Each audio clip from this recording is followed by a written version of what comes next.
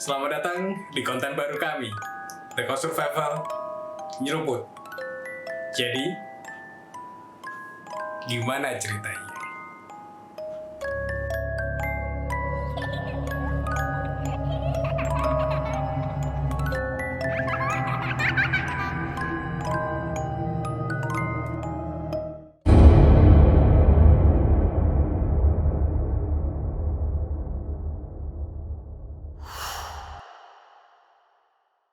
Banyak hal di luar nalar dan logika terjadi di sekitar kita. Hal tersebut semakin meyakinkan bahwa kita tidak sendirian.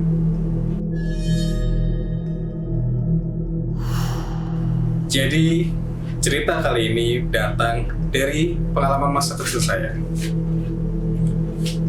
Waktu itu saya sedang pulang mengaji. Aktivitas rutin yang saya lakukan selepas habis maghrib. Kegiatan mengaji saya lakukan di sebuah masjid dekat rumah saya. Ketika itu saya selesai mengaji dan masih membawa Al-Quran saya taruh di depan dada saya. Seperti hari-hari biasanya, saya pulang bersama rekan saya. Kami berjalan di jalan yang sama. Nah, kebetulan di jalan pulang kami itu terdapat satu pos untuk siskamling yang biasa dipergunakan warga untuk berjaga pada malam hari. Pada malam itu, ketika saya selesai mengaji, secara tidak sengaja tiba-tiba saya dan rekan saya terpaku melihat sesuatu di atas pos kamling itu. Kami terdiam untuk beberapa saat. Melihat ke atas, kami melihat sosok.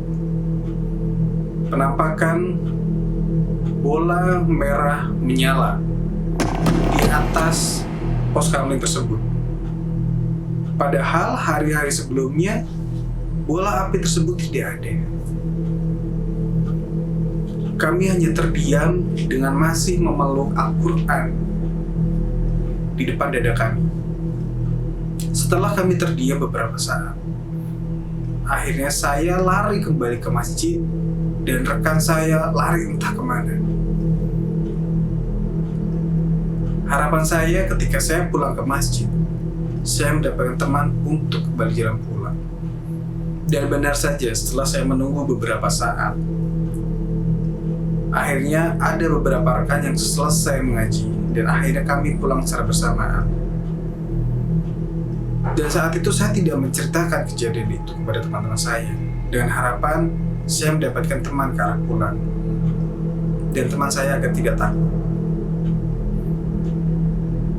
Kemudian kami jalan beriringan menuju rumah masing-masing melalui jalan yang sama, melalui jalan yang terdapat siskamling yang dipergunakan warga untuk berjaga pada malam hari.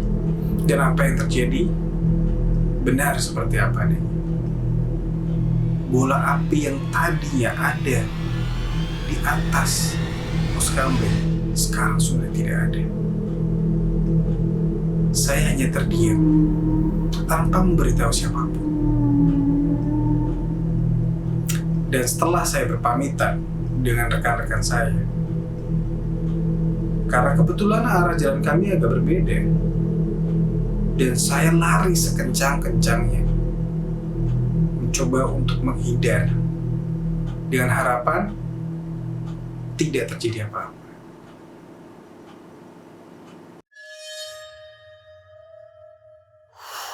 Selamat malam, Ghost Survival Lover.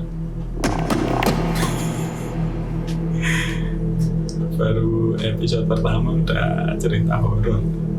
Kejadiannya terjadi pada saat saya masih duduk di bangku perkuliahan. Jadi sekitar tahun 2008-2009. Jadi di setiap minggu di kuliah saya dulu harus melaksanakan praktikum, tentunya di laboratorium. Di praktikum itu satu kelas itu dibagi ke kelompok-kelompok kecil. Itu terdiri dari 3 mahasiswa. kebetulan waktu itu kelompok kita ketambahan 1 mahasiswa kakak tingkat. Waktu itu kayaknya mengulang mata kuliah. Di praktikum itu memang kakak tingkat ini terlihat, karena kebetulan beliau memang sakit, jadi tidak istilahnya nggak banyak membantu lah. Jadi kita maklumi aja karena sakit, jadi beliau duduk. Bahkan saya sempat karena nggak tahu ya dulu, karena nggak tahu beliau sakit, saya sempat ngapain sih cuman duduk-duduk aja. Ternyata beliaunya memang sedang ada penyakit kronis. Dan pada akhirnya waktu itu setelah beberapa minggu kita mendengar kabar bahwa beliau sudah meninggal dunia. Semoga arwah beliau tenang di alam sana. Nah, di praktikum ini prosesnya biasanya minggu pertama kita ada pretest dulu. Itu semacam kuis untuk persiapan. Nanti kita turun di laboratorium.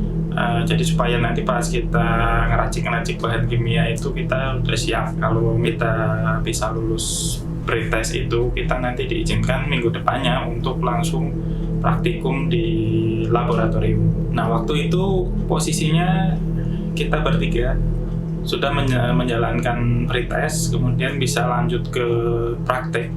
Seperti biasa kita mengerjakan tugas-tugas dari dosen untuk langsung dipraktekkan di laboratorium, dan hari itu prosesnya lancar hingga kita selesai mengerjakan semua poin-poin yang ada di tugas itu. Setelah selesai kita biasanya duduk dulu di semacam meja loker lah.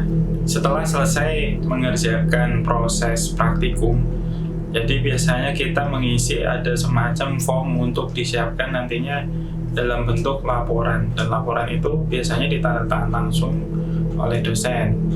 Akhirnya kita pun duduk sejenak mendiskusikan hasil dari praktikum yang sudah kita kerjakan. Beberapa menit kemudian dosen pembimbing datang menghampiri kita. Ya benar. Iya benar. Iya, menghampiri. Waktu itu Ibu A lah, ya, kita sebut Ibu A, menanyakan gimana praktikumnya, hasilnya, apakah percobaannya berhasil. Itu kan kita namanya anak pintar ya, pasti berhasil lah gitu.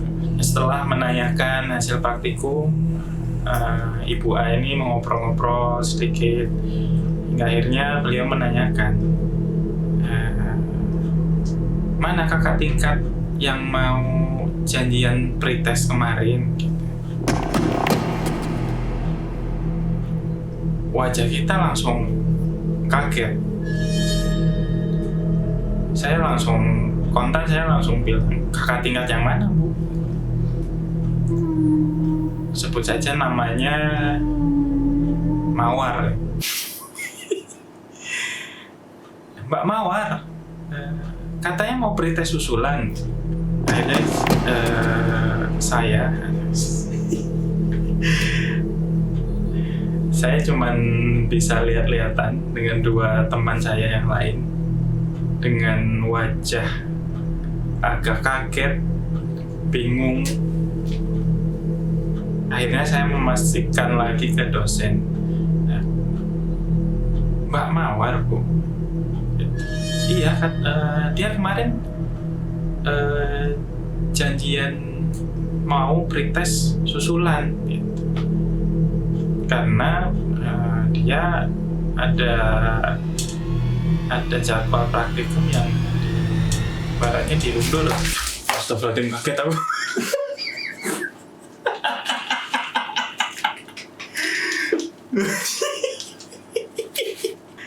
Cium kaget. Betul.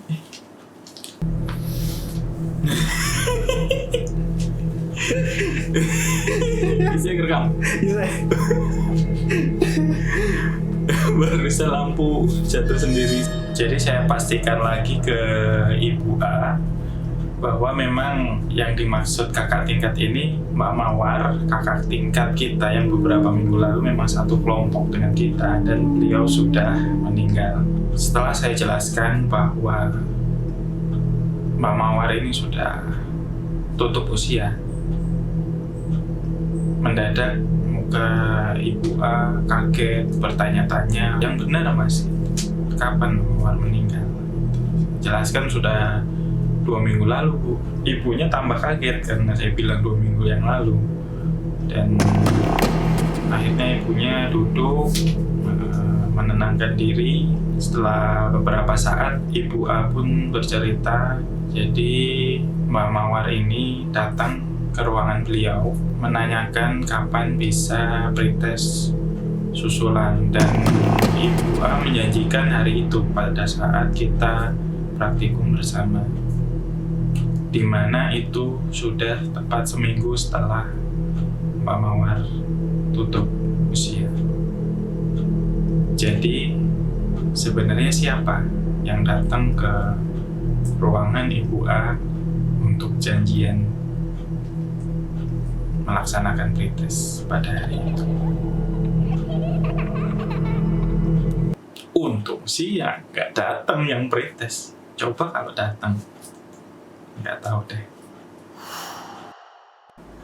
Kejadian di luar nalar akan selalu membuat kita bertanya-tanya.